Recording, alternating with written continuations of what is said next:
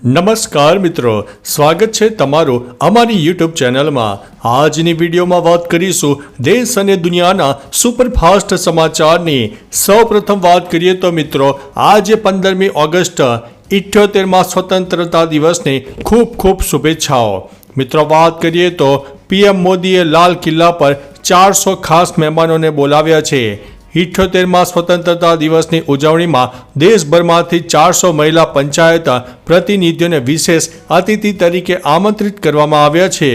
પંચાયતી રાજ મંત્રાલય દ્વારા એક નિવેદનમાં કહેવામાં આવ્યું છે કે પંચાયતી રાજ સંસ્થાઓની લગભગ 400 મહિલાઓને લાલ કિલ્લા પર વિશેષ અતિથિ તરીકે આમંત્રિત કરવામાં આવ્યા છે। આ ઉપરાંત લખપતિ દીદીઓ અને ડ્રોન દીદીઓને પણ આ કાર્યક્રમમાં આમંત્રણ આપવામાં આવ્યું છે। મિત્રો, અન્ય મહત્વના સમાચારની વાત કરીએ તો ગુજરાતના માથે સિસ્ટમ સક્રિય, હવે ઉત્તર ગુજરાતમાં પણ સારો વરસાદ થઈ શકે છે। હવામાન વિભાગે આગામી 48 કલાક માટે ઉત્તર ગુજરાતમાં વરસાદનું યલો એલર્ટ આપ્યું છે। હવામાન વિભાગના જણાવ્યા અનુસાર હાલમાં ગુજરાત ઉપર એક સામાન્ય વરસાદની સિસ્ટમ સક્રિય થઈ છે, જેના કારણે 2 દિવસ સુધી મધ્યમથી ભારે વરસાદની શક્યતા રહે છે।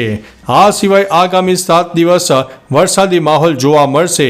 તો બીજી તરફ અમદાવાદમાં વરસાદ તો નથી આવતો, પરંતુ તાપમાનમાં 5 થી 7 ડિગ્રીનો વધારો થયો છે અને બફારાનો અહેસાસ પણ થઈ રહ્યો છે। મિત્રો, અન્ય મહત્વના સમાચારની વાત કરીએ તો વરસાદને લઈને મોટી આગાહી સામે આવી છે। વરસાદને લઈને આગાહી વ્યક્ત કરવામાં આવી છે કે 1 થી 3 ઇંચ સુધીના વરસાદ હજુ પણ થઈ શકે છે। 22 થી 30 ઓગસ્ટ સુધીમાં બંગાળની ખાડીમાં એક લો પ્રેશર સિસ્ટમ બની શકે છે। 22 તારીખ પછી ગુજરાતમાં સારો વરસાદ પડશે। તો બીજી તરફ અંબાલાલ પટેલના અનુસાર આવનારા 3 દિવસોમાં ઉત્તર ગુજરાતના ઘણા ભાગોમાં અને મધ્ય ગુજરાતના પણ ઘણા ભાગોમાં હળવોથી ભારે વરસાદ પડી શકે છે। રાજ્યમાં આગામી 7 દિવસ મધ્યમ વરસાદની આગાહી પણ વ્યક્ત કરવામાં આવી છે। મિત્રો, અન્ય મહત્વના સમાચારની વાત કરીએ તો હજુ પણ અનેક રાજ્યોમાં ભારે વરસાદનું એલર્ટ આપવામાં આવ્યું છે। દેશના ઘણા રાજ્યોમાં ભારે વરસાદ પડ્યો છે। દરમિયાન હવામાન વિભાગે ફરીથી અનેક રાજ્યોમાં ભારે વરસાદનું એલર્ટ આપી દીધું છે, જેમાં હિમાચલ પ્રદેશ, ઉત્તરાખંડ, રાજસ્થાન, હરિયાણા, ઉત્તર પ્રદેશ, મધ્યપ્રદેશ, ગુજરાત, છત્તીસગઢ, અરુણાચલ પ્રદેશ, સિક્કિમ, ઝારખંડ, આસામ, મેઘાલય, નાગાલેન્ડ, મણિપુર, મિઝોરમ, ત્રિપુરા, ઓડિશા, બિહાર, પશ્ચિમ બંગાળ, આંધ્રપ્રદેશ, તામિલનાડુ, કેરળ અને કર્ણાટકમાં પણ જોરદાર વરસાદ થઈ શકે છે। મિત્રો, અન્ય મહત્વના સમાચારની વાત કરીએ તો હમાસે તેલ અવીવ પર મિસાઇલો છોડી છે। ઇઝરાયલ અને હમાસ વચ્ચે ચાલી રહેલા યુદ્ધમાં હમાસે ફરી એકવાર ઇઝરાયલ પર હુમલો કર્યો છે। તેલ અવીવ પર મિસાઇલો છોડવામાં આવી હતી, જે બાદ જોરદાર વિસ્ફોટ થયો હતો। અલ કાસમ બ્રિગેડ્સે આ હુમલાની જવાબદારી લીધી છે। તેણે તેલ અવીવ અને તેના પર ઉપનગરો પર 2 મિસાઇલો છોડી હતી। હમાસે તેના વડાની હત્યાનો બદલો લેવા માટે ઇઝરાયલ પર M19 રોકેટથી હુમલો કર્યો છે। મિત્રો, અન્ય મહત્વના સમાચારની વાત કરીએ તો સુરંગ કાંડનો આરોપી 12 વર્ષે જેલની બહાર આવશે। સાબરમતી જેલ સુરંગકાંડ મામલે મોટું અપડેટ સામે આવ્યું છે। સુરંગકાંડનો આરોપી 12 વર્ષે જેલ બહાર આવશે। સુરંગકાંડમાં 2008ના અમદાવાદ બોમ્બ બ્લાસ્ટના આરોપીઓ સામેલ હતા, જેમાં નિર્દોષ છૂટેલા 2 આરોપીઓને ગુજરાત હાઈકોર્ટે જામીન આપ્યા છે।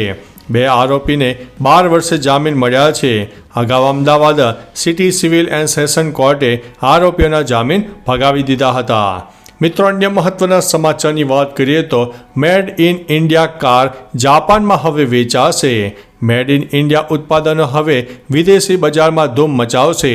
ગુજરાતના બંદર પરથી 1600થી વધુ SUV જાપાનમાં નિકાસ કરવામાં આવી રહી છે। ભારત સરકારના મંત્રી પિયુષ ગોયલે મારુતિ સુઝુકીને લગતી એક પોસ્ટ શેર કરી છે। આ પોસ્ટમાં પિયુષ ગોયલે મારુતિ સુઝુકીના ભારતમાં બનેલા ઉત્પાદનોના વખાણ કર્યા છે।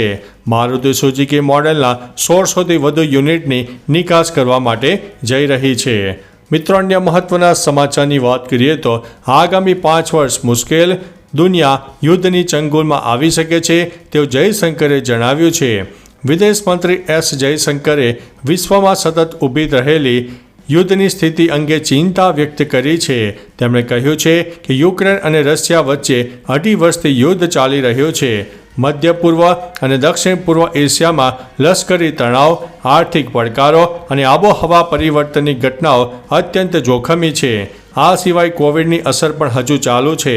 તેમણે કહ્યું છે કે આવનારા 5 કે 10 વર્ષ ખૂબ જ મુશ્કેલ છે.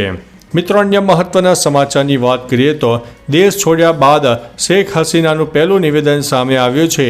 બાંગ્લાદેશની પૂર્વ પીએમ શેખ હસીનાએ દેશ છોડ્યા બાદ પ્રથમ વખત નિવેદન જાહેર કર્યું છે. તેમણે કહ્યું છે કે બંગબંધુ શેખ મુજીબુર રહેમાન, જેમના નેતૃત્વમાં દેશે આઝાદી મેળવી હતી, તેમનું અપમાન થયું છે. તેઓએ મારા પિતાનું અપમાન કર્યું છે. હું દેશવાસીઓ પાસેથી ન્યાયની માગ કરું છું. તેમણે હિંસાના પીડિતો પ્રત્યે સંવેદના વ્યક્ત કરી છે. સાથે જ બાંગ્લાદેશના લોકોને 15 ઓગસ્ટે રાષ્ટ્રીય શોક દિવસ મનાવવા માટે પણ કહ્યું છે. મિત્રો, અન્ય મહત્વના સમાચારની વાત કરીએ તો જાણ કર્યા વિના મને રિપ્લેસ કર્યો, મેં શો છોડ્યો નથી, તેવું સોઢીએ જણાવ્યું છે. ગુરુચરણ સિંહે તાજેતરમાં જ ખુલાસો કર્યો છે. તેણે જાણ કર્યા વિના શોમાંથી કાઢી મૂકવામાં આવ્યો હતો. સિદ્ધાર્થ કાનને આપેલા એક ઇન્ટરવ્યૂમાં ગુરુચરણે કહ્યું છે કે તારક મહેતા મારા પરિવાર જેવા છે, કારણ કે જો હું તેમને પરિવાર ન માનતો હોત તો મેં તેમના વિશે ઘણી એવી વાતો કહી હોત જે મેં ન કરી હોત. 2012માં તેમણે મારી જગ્યા લીધી છે. મેં શો છોડ્યો ન હતો. મિત્રો, અન્ય મહત્વના સમાચારની વાત કરીએ તો મંગળ પર મળ્યું એક દરિયા જેટલું પાણી. નાસાએ મંગળની સપાટીની નીચે પાણીનો પુષ્કળ ભંડાર શોધી કાઢ્યો છે. જમીનની અંદર અનેક કિલોમીટર નીચે ખડકોમાં તિરાડો છે. આ તિરાડોની વચ્ચે એટલું પાણી છે કે જેને એકઠું કરવામાં આવે તો તે મહાસાગર બની જાય. નાસાએ આ ગણતરી ઇનસાઇટ લેન્ડર પાસેથી મળેલા ડેટા પરથી કરી છે. મંગળની સપાટીથી 11.5થી લઈને 20 કિલોમીટરની ઊંડાઈએ પાણીનો મોટો જથ્થો હાજર છે, જેમાં નાના સૂક્ષ્મજીવો હોવાની પણ શક્યતા છે. મિત્રો, અન્ય મહત્વના સમાચારની વાત કરીએ તો સગીર વિદ્યાર્થીની પર દુષ્કર્મ આચરનાર શિક્ષકને 25 વર્ષની કેદ થઈ છે. સગીર વિદ્યાર્થીની પર દુષ્કર્મ આચરનાર શિક્ષકને જોરદાર કેદની સજા ફટકારવામાં આવી છે. આણંદ જિલ્લામાં આવેલ વલ્લભ વિદ્યાનગરની શાળાની સગીર વિદ્યાર્થીની પર દુષ્કર્મ ગુજારનાર શિક્ષકને સજા થઈ છે. ઉલ્લેખનીય છે કે આઈબી પટેલ સ્કૂલમાં ફરજ બજાવતા શિક્ષકે વિદ્યાર્થીનીના ફ્લેટમાં જઈને દુષ્કર્મ ગુજાર્યું હતું. જૂન 2022માં વલ્લભ વિદ્યાનગર પોલીસ મથકે ગુનો નોંધવામાં આવ્યો હતો. મિત્રો, અન્ય મહત્વના સમાચારની વાત કરીએ તો આ ફોર્મ્યુલાથી મુકેશ અંબાણીના પુત્રએ 108 કિલો વજન ઘટાડ્યું છે. અનંત અંબાણીનું વજન પહેલાં 208 કિલોની આસપાસ હતું. તેઓએ માત્ર 18 મહિનામાં જ 108 કિલો વજન ઘટાડ્યું છે, જેના કારણે તે દેશભરમાં વજન ઘટાડવા ઈચ્છતા લોકો માટે પ્રેરણા બની ગયા છે. સૌ પહેલાં તો તેઓએ ડાયટ પર પૂરતું ધ્યાન આપતા હતા.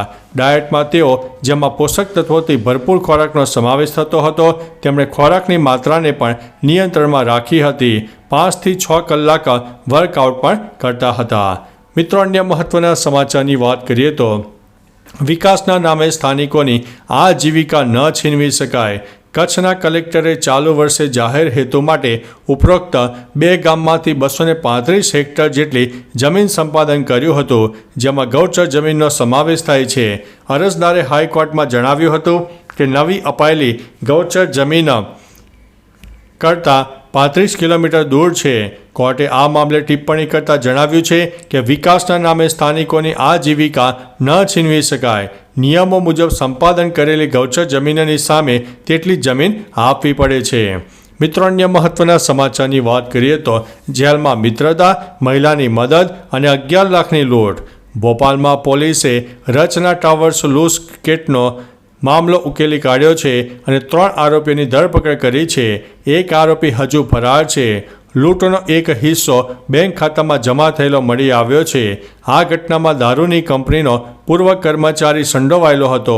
પોલીસે જણાવ્યું હતું કે તેઓએ સીસીટીવી ફૂટેજ સ્કેન કર્યા હતા અને વિવિધ મોબાઈલ નંબરોના ડેટાનું વિશ્લેષણ કર્યું અને બેતુલની મુલતાઈ જિલ્લામાં જેલમાં ગુનેગારો મિત્ર પણ બની ગયા હતા. તો ચાલો મિત્રો, ફરીથી દેશ અને દુનિયાના સુપરફાસ્ટ સમાચાર લઈને મળતા રહીશો. ત્યાં સુધી અમને રજા આપશો. નમસ્તે.